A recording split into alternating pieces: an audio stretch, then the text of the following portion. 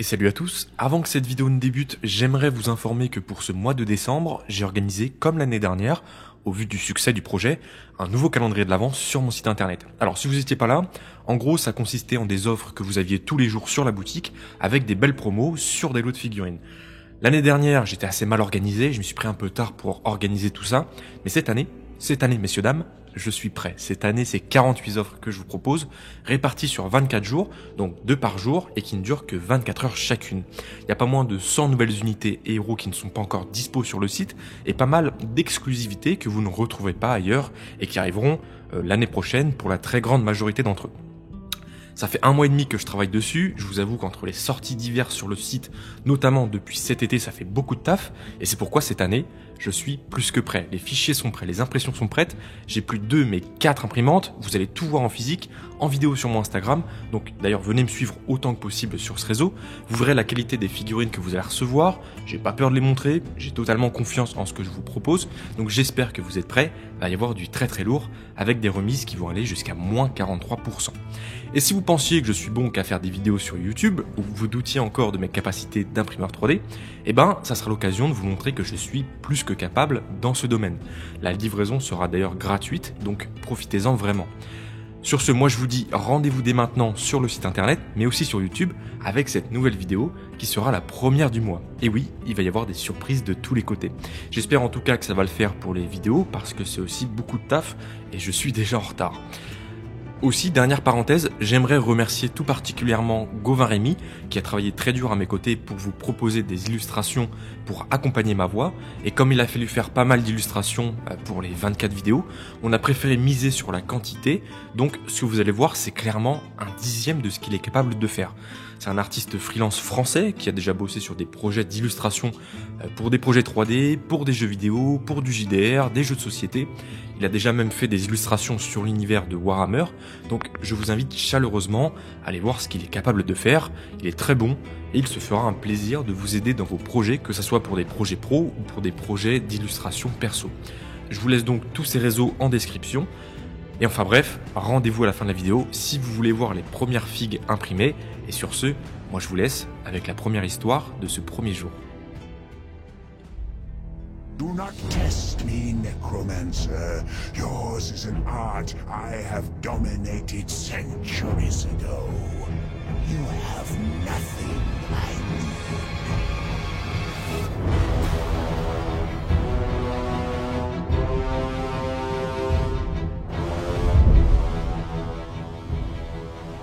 Hardenbourg, petite cité fortifiée au sud de l'Averland, se dressait comme un vestige résilient face aux dangers du col du Feu Noir. Ses murailles, bien que robustes, portaient les stigmates de batailles passées, témoins silencieux de la fureur des peaux vertes. Durant l'invasion de Gorbat Griffeux de Fer, la ville avait été ravagée, mais un acte héroïque de ses défenseurs restait gravé dans les mémoires. Un régiment de halflins, armés de leur simple outil agricole, transformé en arme pour l'occasion, avait retardé l'assaut, permettant à des civils de s'échapper. Ces petits guerriers, portés par une bravoure inattendue, avaient donné naissance à une tradition unique. Depuis, un régiment de halflins vétérans défend la ville, perpétuant cet héritage. Leur commandant actuel, le comte Dietrich von Hardenbourg, semblait bien éloigné des idéaux de ses héros d'antan. Héritier d'une lignée bourgeoise, Dietrich avait reçu la ville de son père, Aldrich, un marchand prospère ayant fait fortune dans le commerce de laine. Si Aldrich avait bâti Hardenbourg en mêlant ambition et habileté politique, Dietrich n'avait connu que le confort du château familial. Peu habitué à l'âpreté de la vie de ses concitoyens, il s'avérait souvent indifférent, voire dédaigneux envers leurs préoccupations. Pourtant, il ne manquait pas de courage. Bien qu'inexpérimenté, il comprenait l'importance stratégique de sa ville et savait qu'elle était la dernière ligne de défense avant que les orques ne s'enfoncent potentiellement dans l'Averland. En cette fin d'automne, une rumeur sombre s'était propagée dans les rues d'Hardenbourg. Des éclaireurs affirmaient avoir aperçu des orques en masse se regroupant au-delà des collines. Leur nombre semblait croître chaque jour, et au milieu de la horde se tiendrait une figure massive, un chef orque monté sur un sanglier colossal, rappelant l'ombre légendaire de Gorbad. À ses côtés, un chaman étrange invoquait des nuées de fumée verdâtre et des symboles inquiétants. Le col du Feu Noir, autrefois une barrière naturelle, semblait une fois de plus déverser sa haine sur les terres humaines. Alors que les Halflings se préparaient, la discipline ancrée par des générations de vétérans compensant leur stature modeste, une étrange procession apparut à l'horizon. Un contingent de flagellants avançait péniblement, hurlant des cantiques à Sigmar et brandissant des chaînes, des croix et des flambeaux. À leur tête marchait une femme imposante, vêtue d'une armure simple, mais robuste, ainsi que 2 marteaux de guerre scintillant entre ses mains. Sœur Adélaïde, une nonne guerrière, incarnait la foi fervente de Sigmar. Son nom n'était pas connu, on racontait qu'elle avait tué son premier orc à 14 ans et qu'elle errait depuis, attirant des zélotes peu importe où qu'elle aille. Ce groupe, bien qu'hétéroclite, portait une aura de fanatisme redoutable. Dietrich, observant leur arrivée depuis la muraille, fronça les sourcils. Il n'appréciait guère que des flagellants, et encore moins ceux qui, comme Adélaïde, attiraient l'admiration des foules. Pourtant, il savait que la situation était compliquée. Descendant à contre-cœur pour les accueillir, il croisa finalement Adélaïde à l'entrée de la ville. « Soyez la bienvenue à Ardenbourg, madame, » dit-il non pas sans une pointe d'ironie. « J'imagine que Sigmar vous a guidé pour bénir nos murs. » Adélaïde le toisa d'un regard pénétrant. « Sigmar m'a envoyé pour combattre. Si vos murs tiennent, ce sera grâce à sa lumière, non pas à vos pierres. » Le ton glacial de la nonne fit se tendre Dietrich, mais il prit sur lui. Il savait que l'arrivée de ces fanatiques galvaniserait ses troupes, même si cela risquerait de fragiliser son autorité.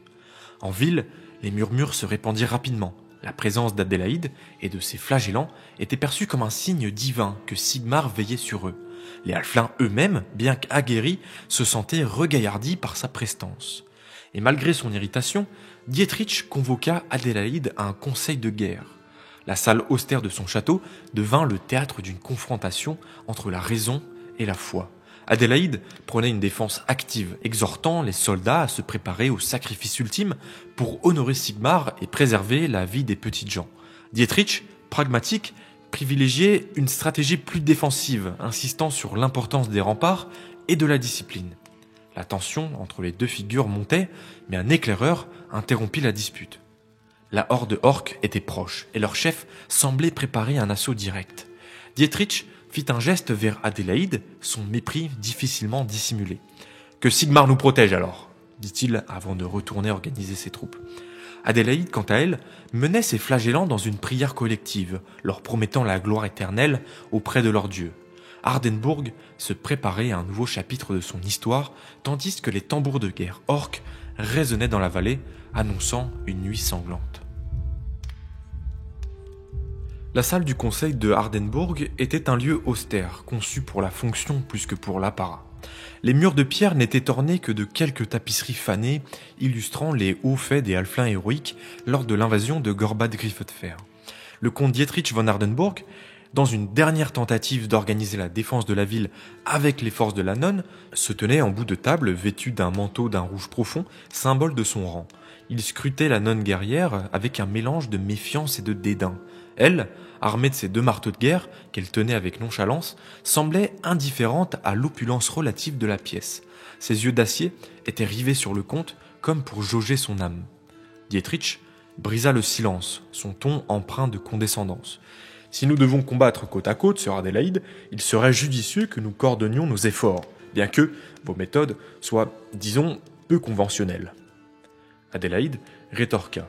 « Mes méthodes, comte, sont celles de Sigmar. Elles ne requièrent ni votre approbation, ni vos conseils. Ce sont vos murailles qui céderont avant ma foi. » L'atmosphère dans la pièce s'épaississait à chaque échange. Les officiers halflins, assis de part et d'autre de la table, échangèrent des regards nerveux. Ils connaissaient le tempérament du comte, mais l'aura charismatique d'Adélaïde semblait dominer la salle. Dietrich se leva brusquement. « Nous ne sommes pas ici pour échanger des sermons, nonne. Ardenbourg est ma ville et je décide de sa défense. Si vous et vos flagellants voulez mourir en martyrs, faites-le, mais en dehors de mes murs. Mais si vous comptez rester, vous suivrez mes ordres. » Adélaïde croisa les bras, les marteaux reposant désormais contre ses épaules. « Votre ville, dites-vous ? Si elle tombe ce soir, elle deviendra le domaine des peaux vertes. Et ni vos murs ni vos ordres n'y changeront quoi que ce soit. Sigmar m'a mené ici pour vous rappeler ce que signifie combattre pour autre chose que sa propre gloire. » Le silence qui suivit fut brisé par l'arrivée précipitée d'un éclaireur. Essoufflé, couvert de boue, il s'inclina maladroitement avant de parler. « Seigneur, les orques, ils approchent. une colonne entière, avec des guerriers sur sangliers en avant-garde. Leur chef, c'est une bête massive, montée sur un sanglier gigantesque. Et il y a aussi un chaman, qui fait apparaître des flammes vertes dans les bois. Dietrich hocha la tête, reprenant contenance. Il se tourna vers ses officiers et distribua ses ordres avec méthode. Les halflins prendraient position sur les murailles, armés de lances et de hallebardes, pour repousser les escalades. Les archers, quant à eux, seraient répartis stratégiquement pour maximiser leur portée. Adélaïde, cependant, coupa court à ses instructions. « Et vous oubliez la porte principale. Le char que j'ai vu avec eux brisera vos défenses si rien ne l'arrête. Mes flagellants tiendront ce point. » Dietrich hésita, pesant ses options. Il n'aimait pas l'idée de confier une position cruciale à ces fanatiques imprévisibles. Mais les paroles de l'éclaireur confirmaient une vérité. Les orques disposaient d'une puissance de frappe s'ils concentraient leur assaut sur la porte. « Très bien, dit-il finalement à contre-cœur. Vous tiendrez la porte, mais sachez que je ne tolérerai aucun de vos excès. Et si vous échouez, Hardenburg tombera avec vous. » Adélaïde inclina légèrement la tête, un sourire imperceptible sur les lèvres. « Ne vous inquiétez pas, comte. Sigmar veille sur nous. » Alors que la réunion se terminait, Adélaïde rejoignit ses flagellants dans la cour principale. Ces hommes et femmes, vêtus de haillons, brandissaient des chaînes, des torches et des croix de bois. Leur chant religieux emplissait l'air d'une ferveur quasi palpable. Adélaïde, dominant la foule de sa stature et de son charisme, leva ses marteaux au-dessus de sa tête. « Mes frères et sœurs, lança-t-elle avec une voix résonnant comme un coup de tonnerre. Ce soir, nous combattons non pas pour nos vies, mais pour l'âme de cette cité. Hardenburg appartient à Sigmar, et par nos sacrifices, nous sanctifierons ses murs. » Un hurlement de ferveur s'éleva du groupe. Pendant ce temps, Dietrich observait la scène depuis une fenêtre de son château. Il ne pouvait nier l'effet galvanisant d'Adélaïde sur ses troupes, mais une partie de lui restait agacée par cette emprise. Pour la première fois, il sentit que son autorité vacillait, menacée par cette femme qu'il considérait tout simplement comme une étrangère. Au loin, les tambours de guerre des orques se mirent à résonner, annonçant le début imminent de l'assaut. Le champ était prêt, les protagonistes en place et Hardenburg allaient à nouveau être mis à l'épreuve et ni la foi ni la stratégie ne pouvaient garantir l'issue finale de la bataille. Le premier rayon de soleil perçait à peine l'horizon lorsque les tambours de guerre des orques retentirent. Une clameur brutale et effrayante résonna dans les vallées entourant Hardenburg. Du haut des murailles, les halflins scrutaient la masse sombre qui se mouvait à l'horizon. Ce n'était pas une simple bande de maraudeurs, mais une armée entière, grossière et désorganisée, mais qui restait toutefois terrifiante de son ampleur. En tête, le chef massif, perché sur son sanglier de guerre gigantesque, avançait avec une assurance implacable. Sa hache gigantesque brillait d'un éclat sinistre et chaque coup qu'il assénait au vide semblait galvaniser sa horde. À côté de lui, une silhouette inquiétante flottait parmi des nuées verdâtres. Le chaman orc, drapé de peau et de crâne, tenait un bâton d'où jaillissaient des éclairs de lumière maladive. Sa magie corrompue semblait renforcer les peaux vertes, leur rage se reflétant dans leurs hurlements frénétiques. Sur les remparts, le comte Dietrich von Hardenburg fixait la scène en silence. Il n'avait jamais été témoin d'un tel déferlement. À ses côtés, les halflins armés de hallebardes et de lances resserraient leur prise sur leurs armes, certains murmurant des prières à Sigmar. Dietrich, malgré son mépris pour les cantiques, ne les interrompit pas. Il savait que la foi, même irrationnelle parfois, pouvait maintenir le moral de ses troupes face à un tel ennemi. En contrebas, près de la porte principale, sœur Adélaïde menait ses flagellants dans une litanie assourdissante. Les fanatiques, torse nus ou en haillons, se tenaient prêts. Adélaïde, debout au centre de la formation, tenait ses 2 marteaux de guerre. Sa voix résonnait au-dessus du tumulte. « Sigmar nous regarde. Aujourd'hui, nous ne combattons pas pour nos vies, mais pour la gloire éternelle. Si nous tombons, ce sera sous son regard bienveillant. » Le cri collectif des flagellants se mêla au rugissement des orques. Adélaïde leva un poing vers les murailles. « Halflin, frère de Sigmar, tenez vos lignes !» Dietrich, agacé par son aura dominante, serra les dents. Il voyait déjà que la ferveur d'Adélaïde avait gagné ses troupes. « Si elle survit à cette journée, murmura-t-il pour lui-même, elle me volera mon autorité. » Le choc arriva comme une tempête. Les guerriers sur sangliers chargèrent les murailles, leurs montures broyant le sol sous leurs sabots. Les halflins, bien entraînés, tenaient leur position, leurs lances pointées vers le bas, d'où commençaient à grimper les orques. En bas, l'impact fut brutal. Les sangliers s'empalèrent sur les pointes acérées, projetant leurs cavaliers dans les airs. Les halflins repoussaient les assauts avec méthode, mais l'avancée des orques semblait interminable. Sur les remparts, Dietrich aboyait des ordres, coordonnant des archers pour cibler les groupes ennemis les plus menaçants. Au pied des murailles, le char à sanglier entra en scène. Massif, renforcé de plaques de fer et orné de pointes brutales, il fonça droit vers la porte principale. Adélaïde et ses flagellants se dressèrent sur son chemin. Les chaînes et les flambeaux s'abattirent sur les orques qui accompagnaient le char, mais ces derniers se frayèrent malgré tout un chemin à travers les fanatiques dans un carnage sanglant. Adélaïde, ses marteaux tourbillonnants, fracassa le crâne d'un conducteur avant d'être repoussé par un coup de roue. Dietrich, observant la scène depuis les remparts, sentit son cœur se serrer. Bien qu'il méprisât le fanatisme d'Adélaïde, il ne pouvait nier son courage. « Que Sigmar leur vienne en aide », murmura-t-il, incapable de détourner ses yeux. Alors que le char s'approchait dangereusement de la porte, Adélaïde, ensanglantée mais indomptable, hurla un cri de ralliement. Les fanatiques se jetèrent sous les roues du char, sacrifiant leur vie pour ralentir son avancée. Adélaïde bondit sur le véhicule, ses marteaux s'abattant sur le métal et les orques qui les montaient. Le chaman, du haut d'une colline voisine, vit son char ralentir et leva son bâton, invoquant une magie obscure. Un éclair fendit le ciel et frappa le sol près de la porte, projetant des fanatiques dans tous les sens. Dietrich, voyant les flagellants vaciller, hurla à ses archers de viser immédiatement le chaman. Une volée de flèches s'éleva, mais une barrière magique les dévia. Le chaman riait, savourant sa domination. Les murs d'Ardenbourg tremblaient, et l'issue semblait incertaine. Adélaïde, debout au sommet du char désormais immobilisé, leva ses marteaux ensanglantés, son regard brûlant de ferveur, se tournant vers les cieux. Une lumière dorée éclata soudain autour d'elle, éclairant la cour assombrie. Les orques, pris de panique, reculèrent brièvement. Mais la bataille n'était pas terminée. Le chef orc, voyant la confusion dans ses rangs, rugit de colère et ordonna un nouvel assaut. L'issue finale allait se jouer dans les minutes à venir. Le champ de bataille aux abords de Ardenbourg n'était plus qu'un chaos de sang, de cris et de fumée. Les tambours des orques faiblissaient, mais leur horde continuait d'avancer, martelée par les tirs des archers alflins et les hallebardes des défenseurs.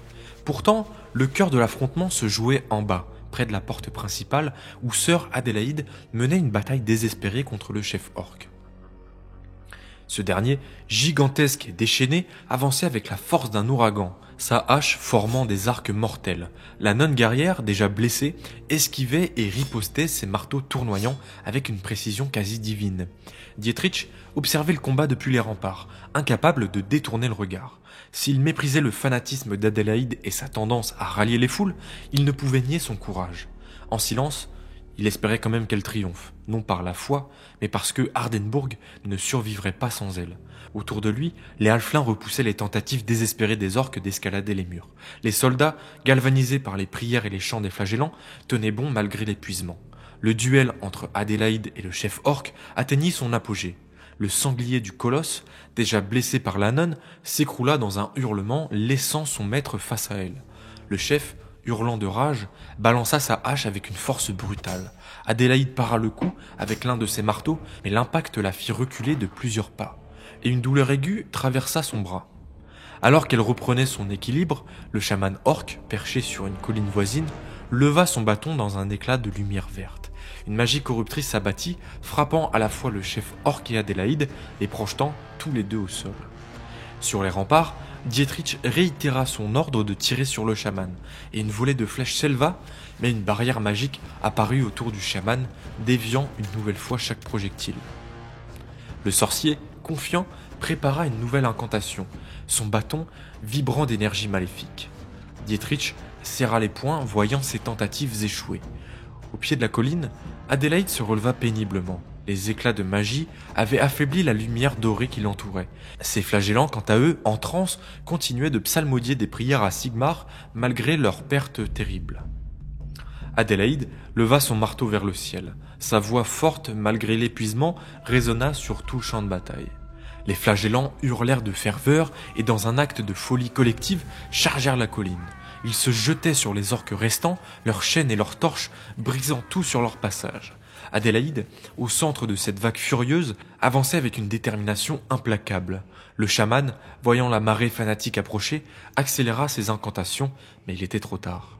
La nonne bondit, ses deux marteaux s'abattant sur lui avec une force divine. Le bâton du chaman éclata dans une gerbe de lumière verte et le chaman s'effondra, son crâne brisé. Une onde de choc traversa la horde qui vacilla finalement.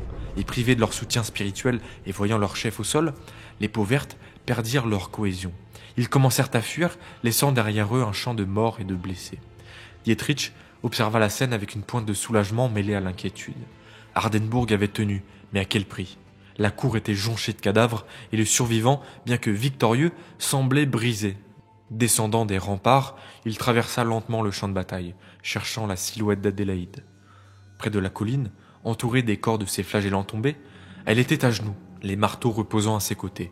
Son armure était fendue, son visage couvert de sang et de cendres, mais son regard était fixé vers le ciel. Elle murmura une dernière prière, tandis que les survivants s'agenouillaient autour d'elle dans un silence quasi religieux. Dietrich s'arrêta à quelques pas, hésitant. Finalement, il rompit le silence. « Votre foi a sauvé Hardenburg aujourd'hui, sœur Adélaïde, mais à ce rythme, combien de batailles pouvez-vous encore mener ?» Elle tourna la tête vers lui, un léger sourire sur les lèvres ensanglantées. « Autant que Sigmar le jugera nécessaire. » Dietrich hocha la tête, se détournant pour observer la ville. « Préparez les défenses, dit-il à ses officiers. Ce n'était qu'une bataille, d'autres viendront. » Alors qu'il s'éloignait, une question le hantait. Hardenburg avait-elle été sauvée par la foi ou par la folie ? Et dans les jours à venir, laquelle des deux allait les protéger encore ?